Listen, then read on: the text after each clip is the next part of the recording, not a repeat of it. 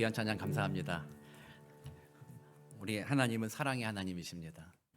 하나님께서 우리를 진실로 사랑해 주시는데 우리 그 사랑 안에서 만족하고 기쁨을 누리시는 복된 저와 여러분 되시길 소망합니다.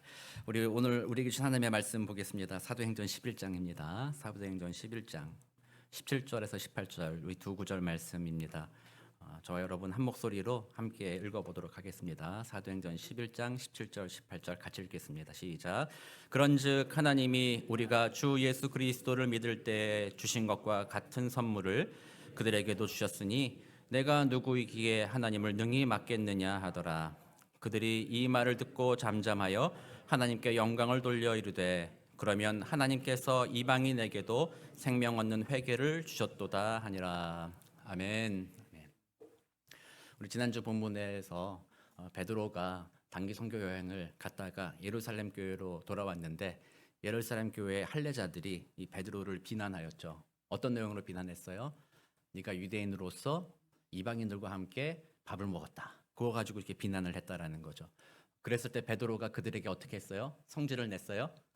아니죠. 자신의 감정을 좀 다스리고 되었던 일들을 차례로 설명했다고 했습니다. 그 차례로 차분하게 설명했는데 그 설명은 자신을 논리적으로 방어하려는 변명이 아니었어요. 비난했을 때 뭐 감정도 추스렸지만 내가 틀리지 않았다는 것을 증명하고자 뭐 그렇게 하려고 논증한 것이 아니라 변명이 아니라 하나님이 어떻게 이끄셨다라고 하나님이 하신 일을 얘기한 거예요. 그에게 환상을 보여주셔서 나의 마음을 넓혀주셨다. 그리고 성령이 고넬료 집으로 가라고 했다. 그리고 하나님께서 고넬료에게도 환상을 보여주셔서 나를 초대하라고 했고 내가 거기서 증언하였다. 그때 베드로의 증언도 자기가 생각해낸 증언이 아니었죠. 그가 예수님을 따라다니면서 보았던 것, 예수님의 말씀, 또 예수님이 십자가에 죽으시고 부활하신 것, 그 보았던 것을 그대로 증거했을 뿐이죠. 그리고 그것을 증거했을 때 하나님의 성령이 그들에게 내렸다라고 이야기했어요. 그래서 이 모든 이야기는 결국 누구의 이야기였어요? 하나님의 이야기였어요. 우리 예수님의 이야기였죠. 베드로 자신이 한 것이 아니라 하나님이 이렇게 나의 삶과 고넬료의 삶에 찾아오셔서 이렇게 일하셨다라고 얘기한 거예요.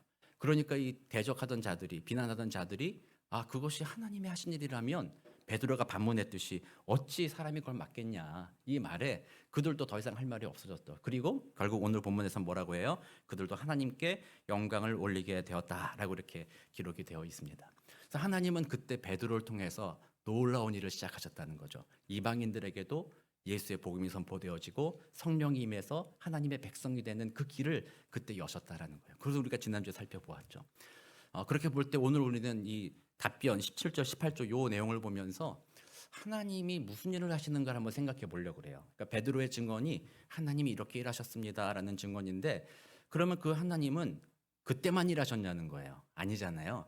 그 하나님은 그때나 오늘이나 일하시는데 우리가 하나님의 속성은 뭐라고 생각해요? 동일하다. 그때는 오늘이나 똑같다라는 거잖아요. 그래서 하나님이 동일하다라는 게 그냥 존재론적으로 하나님은 10년 전이나 20년 전이나 얼굴이 팽팽해가지고 변하지 않아. 그냥 그 자리에 계시는 분이야. 저기 백두산 천지에 있는 물과 같이 천년이 지나도 그대로 있을 뿐이야. 그런 의미는 아니잖아요. 동일하다라는 거는요. 하나님의 성품이 동일하다는 것이고요. 하나님이 하시고자 하는 일, 하나님이 하시는 일이 그때나 오늘날이나 동일하다는 거예요. 영원부터 영원까지 그 일을 계속하고 계시다는 거거든요. 그래서 오늘 본문을 통해서 그럼 하나님이 오늘 이 시간 우리들에게 또 우리 역사 속에서 하나님이 무슨 일을 하시는가 한번 그걸 생각해 보려고 합니다.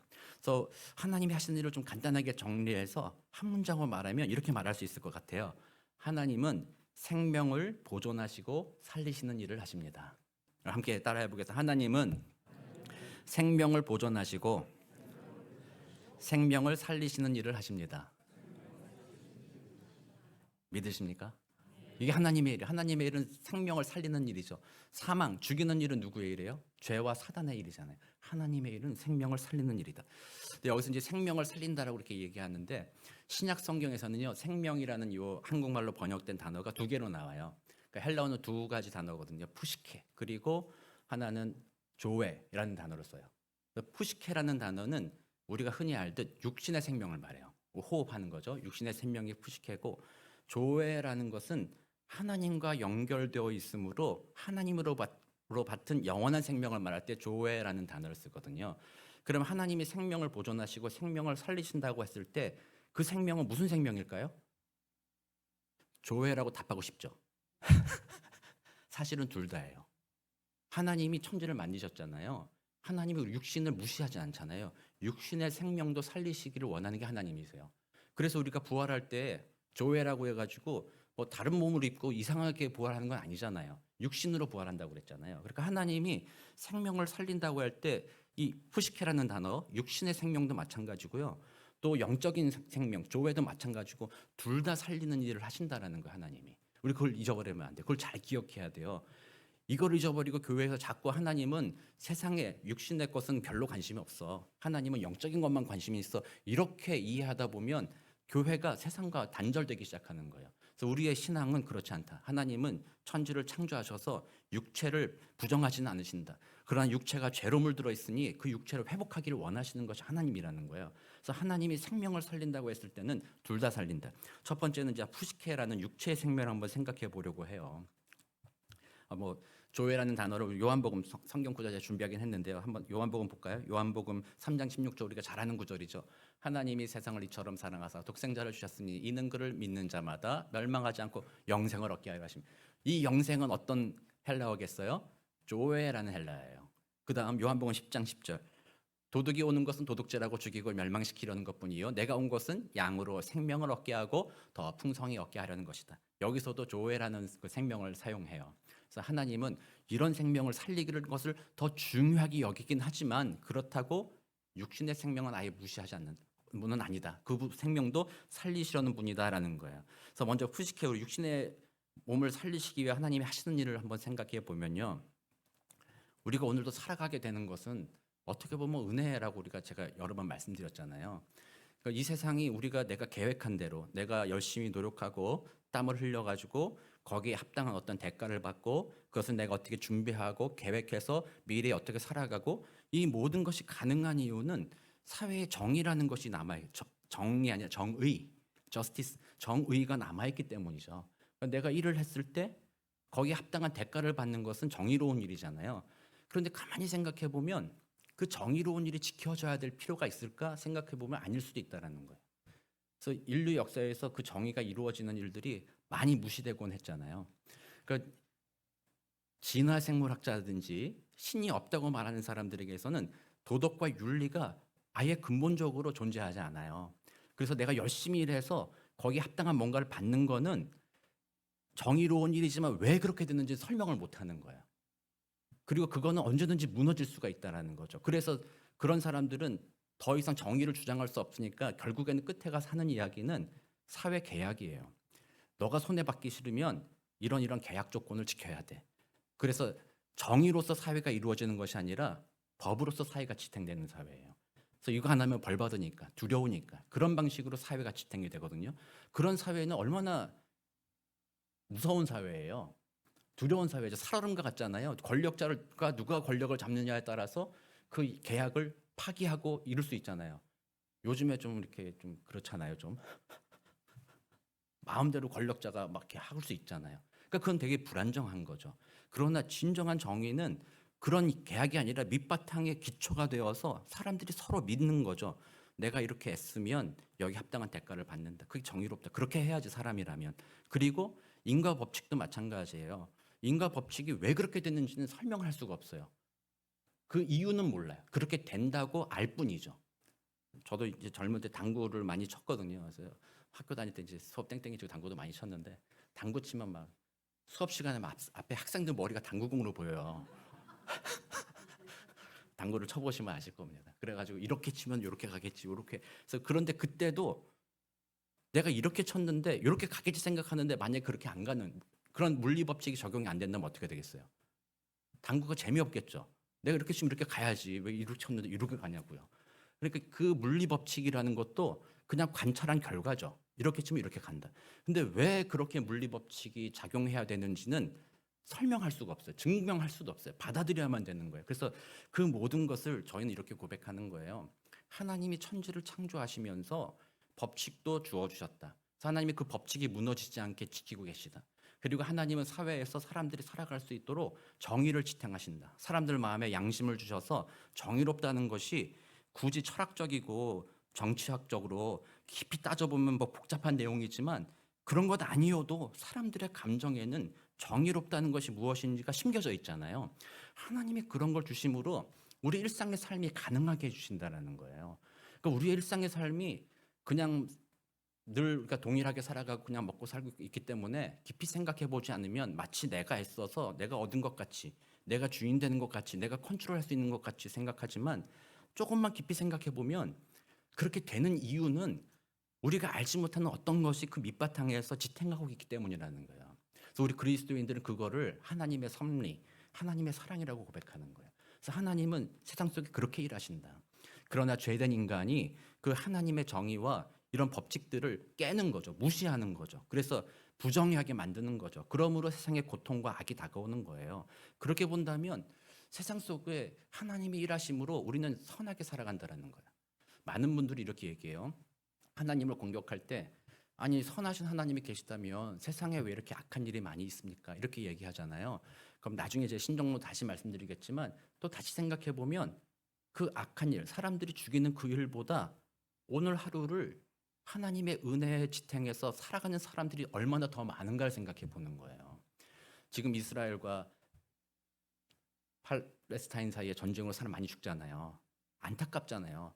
우리는 그걸 보면서 하나님이 계시다면 왜 거기 그러냐 이렇게 얘기하는데요. 돌로 생각해 보면 하나님이 계시기 때문에 우리가 살고 있는 미국 땅이 그런 전쟁터가 되지 않고 있다라고 우리 생각하는 거예요.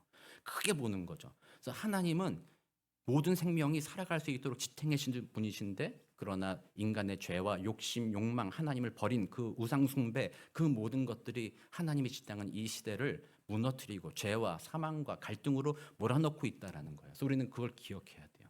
우리들의 삶은 푸시케, 우리들의 육신도 살아갈 수 있도록 보존하시고 도우시는 이가 하나님이시다. 그래서 시편 127편 1절에서 2절 말씀입니다.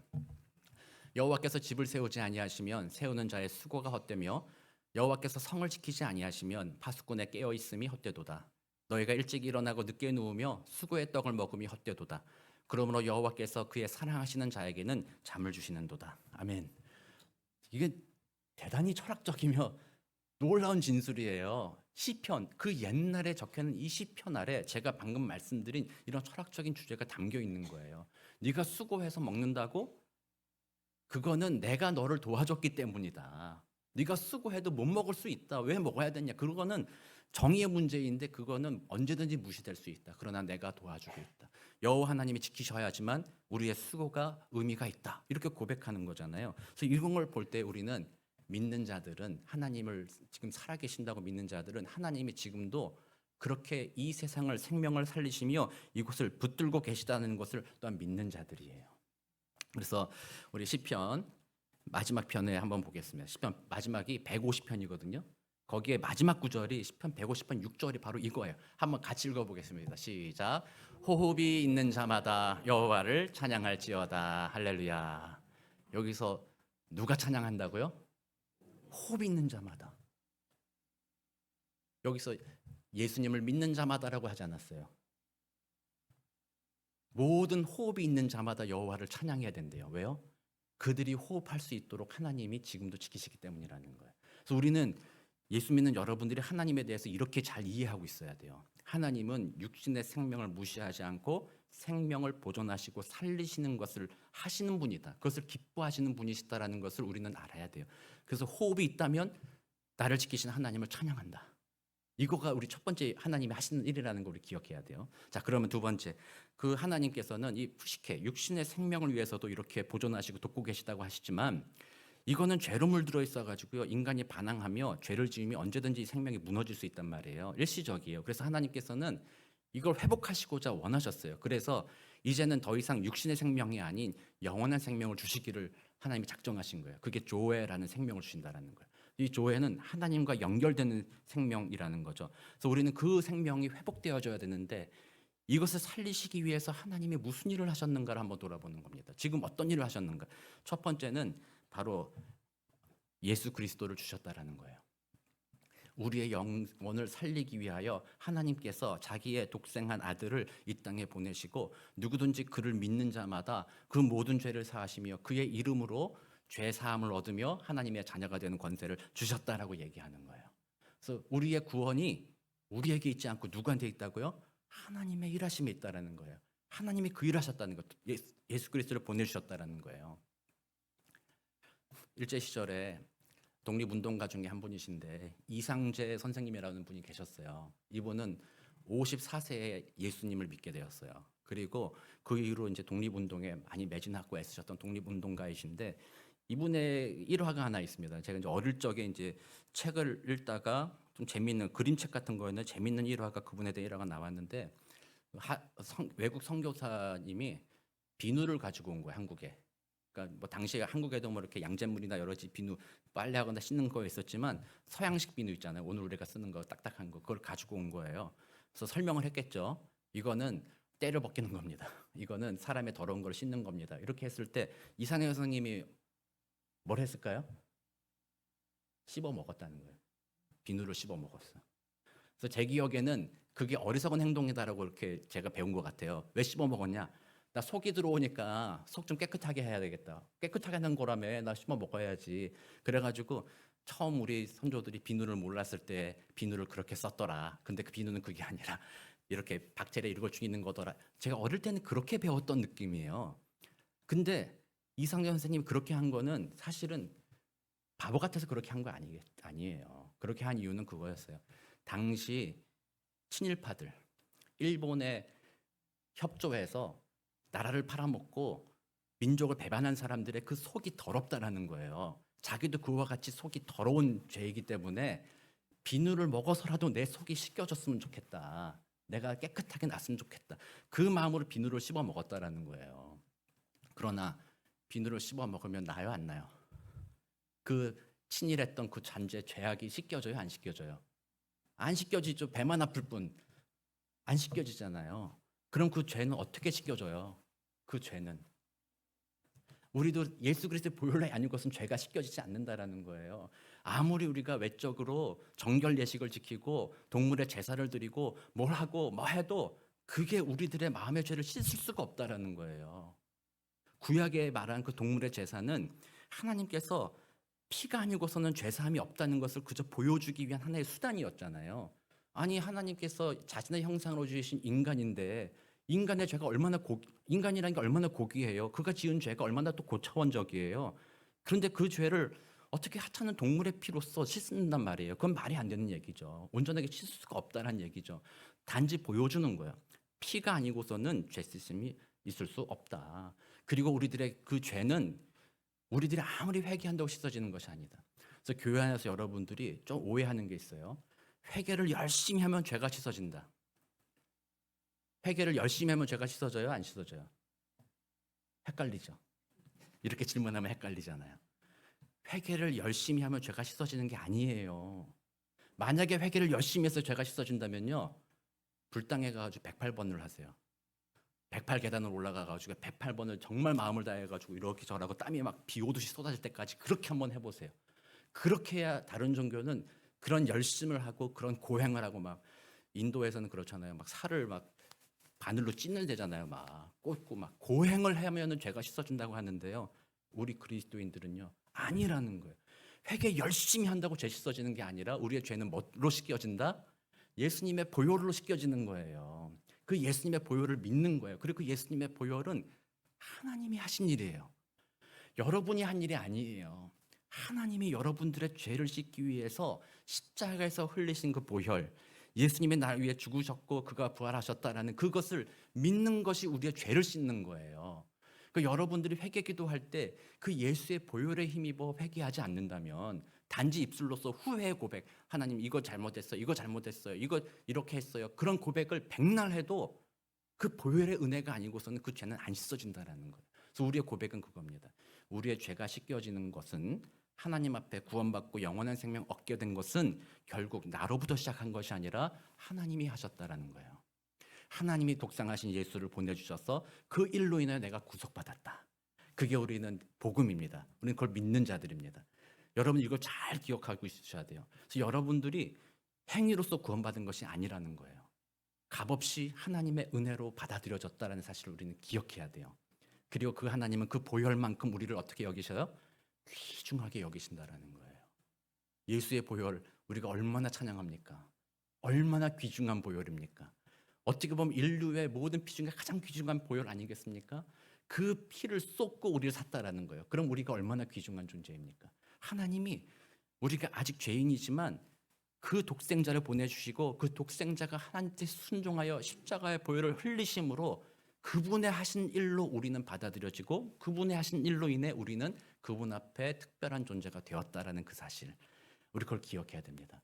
세상이 아무리 여러분들 조롱하고 세상이 여러분들을 아무리 비교하고 너는 이제 소용없어, 너는 이제 한물 갔어, 너는 끝났어, 너 그렇게 해서 되겠니, 아무리 뭐 해도 하나님이 하신 그 일, 주님의 보혈 안에서 우리는 받아들여졌다.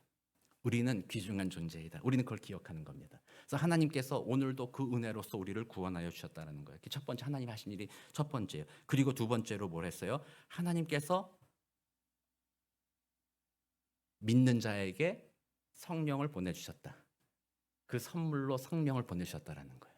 그래서 우리 각자에게 하나님께서 선물로서 성령을 주셨다. 그리고 예전에는 구약 시절에는 성령이 없이 내 의지로 주님의 뜻을 따라 살아야 했지만 이제는 성령이 내 안에 임하셔서 성령의 인도하심에 따라 우리는 사단과 싸워 이기기도 하고 다른 사람을 섬기는 삶을 살기도 하고 하나님의 뜻에 따라 살아가기도 하고 그 모든 삶 중에 기쁨과 감사가 넘치도록 도와주시는 일, 그 일을 하나님께 성령으로 보내주셨다라는 거예요.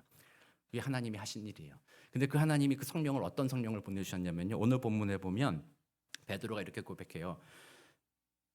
우리가 주 예수 그리스도를 믿을 때 주신 것과 같은 선물을이라고 해요. 같은 선물을. 여기서 이제 같은이란 말이 조사처럼 지나가서 우리가 그 같은 이렇게 넘어갈 수 있지만요, 이거는 동일한이라는 그 형용사예요. 동일한 선물을 줬다라는 거예요.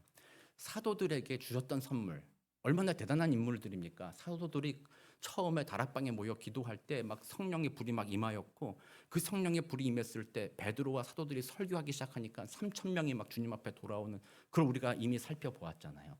그 성령이 얼마나 대단합니까? 성령의 능력이. 근데 그 동일한 성령을 하찮아 보이던 이방인에게도 줬다라는 거예요. 우리 같으면 어떻게 하겠어요?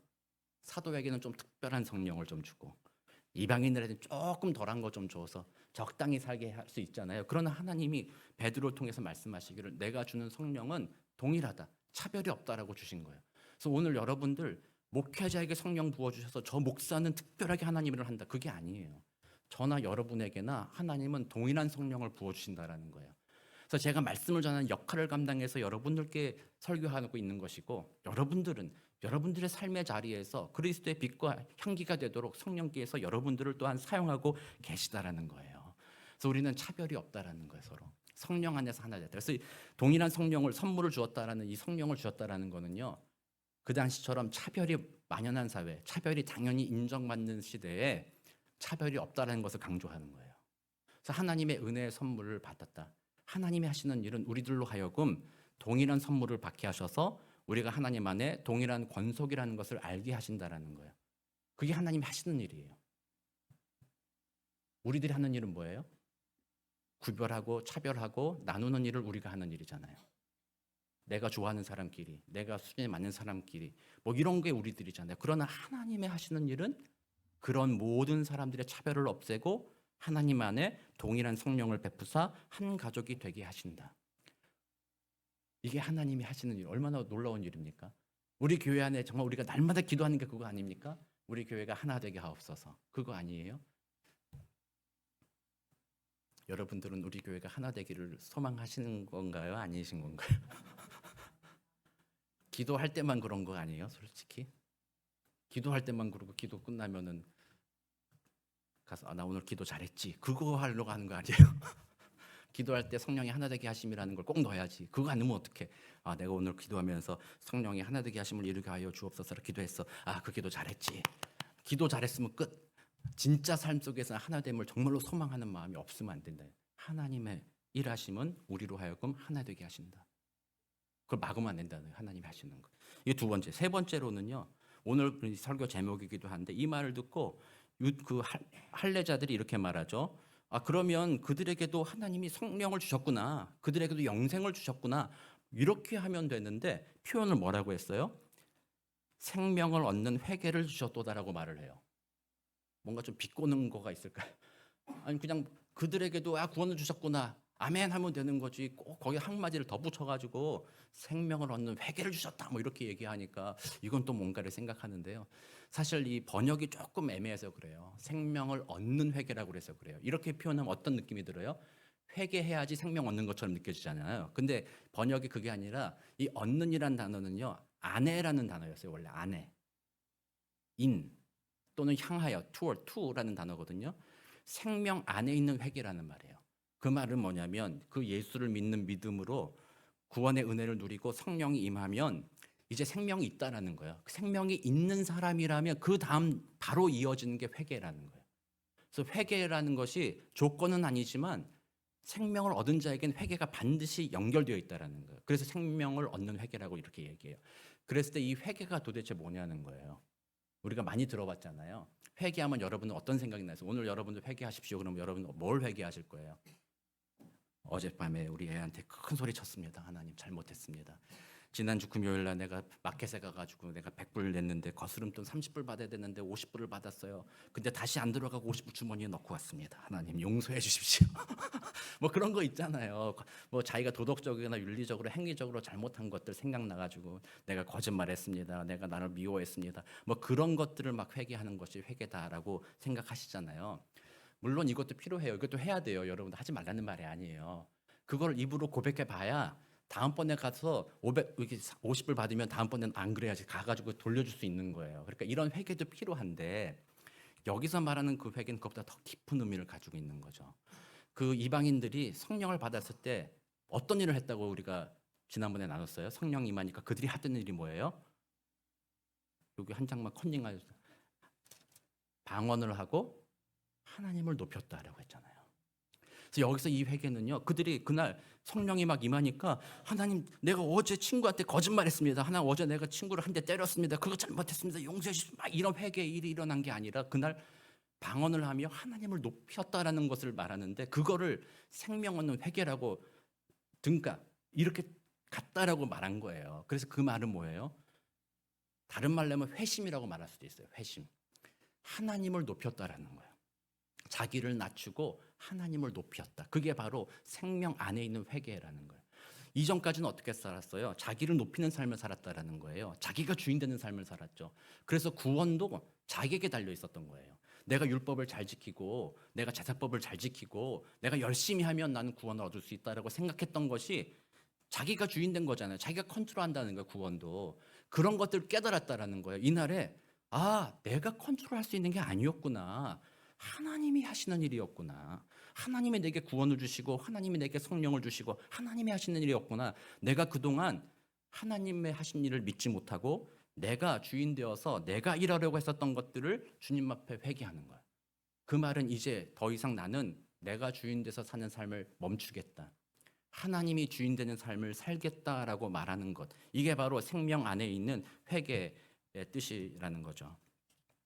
그래서 우리들은 일평생 한 번 정도는 이런 경험을 우리 그리스도인들 하기도 합니다. 복음의 은혜가 임하면 하나님의 은혜가 임하면 그동안 하나님 내가 내 뜻대로만 살려고 했습니다. 내가 주인 되었습니다. 용서해 주십시오. 이런 나 같은 죄인을 예수의 십자가의 공로로 값없이 용서해 주시니 얼마나 감사합니까? 하나님 참 감사합니다. 때때로는 그 은혜가 너무나도 커서 눈물로 막 눈물을 막 쏟잖아요. 눈물을 쏟고 막 그렇게 기도하고 그러면서 회개하기를 이제는 더 이상 나는 나를 위해 사는 것이 아니라 주를 위해 살겠습니다. 이렇게 고백하잖아요. 일평생 한 번 정도는 우리 그리스도인들이 그런 경험들을 합니다. 만약에 여러분들 중에 아직 그런 경험이 없으신 분들이 있다면 다시 한번 복음의 은혜를 생각해 봐야 돼요. 그리고 하나님의 은혜, 하나님이 나를 살리시게 하는 일을 생각해 보는 거죠. 그 은혜를 생각해 봤을 때는 이런 회개와 회심과 고백이 안 나올 수가 없다라는 거예요. 그리고 이 고백은 그렇게 한 번 되긴 하지만 그때로부터 이제는 우리 그리스도인 되었다라는 정체성을 갖지만 여전히 육신의 옷을 입고 살아가는 동안에는 자꾸 과거로 돌아가는 거죠. 자꾸 내가 주인 되고 하는 그 마음으로 돌아가게 되는 거죠. 그러므로 주일 예배는 그 지난 한 주간도 내가 또다시 하나님을 주인으로 모시지 못했던 것에 대해서 진실로 회심하는 것이 주일 예배가 되는 거예요. 이 자리에서 또다시 회개하는 거예요. 단지 여러분들의 행동 몇 가지만 잘못했다고 고백하는 것이 아니라 주일 예배 때마다 내가 주님의 뜻이 아니라 내 뜻대로 살았던 지난 한 주를 주님 앞에 회심하는 거예요. 회개하는 거예요.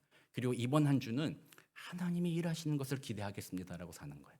그래서 하나님이 날 구원해 주셨고 성령을 베풀어 주셨고 그 성령이 임하니 그렇게 나의 죄가 깨달아지고 성령의 인도로 회개하게 되는 거예요.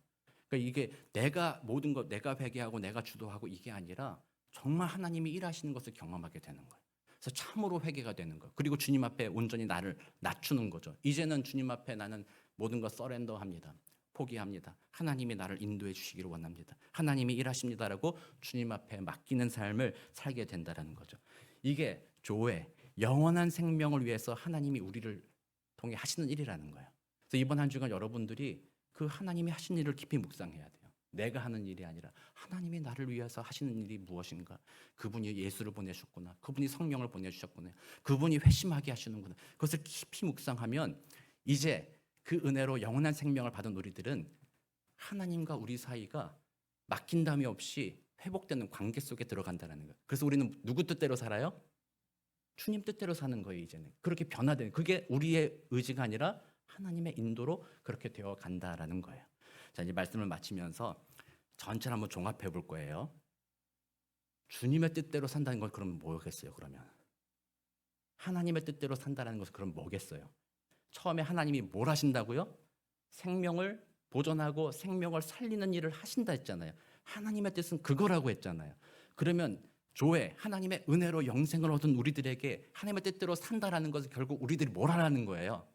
생명을 보존하고 생명을 살리는 일을 하라는 거예요. 그 영생을 얻은 자의 삶은 그렇다라는 거예요.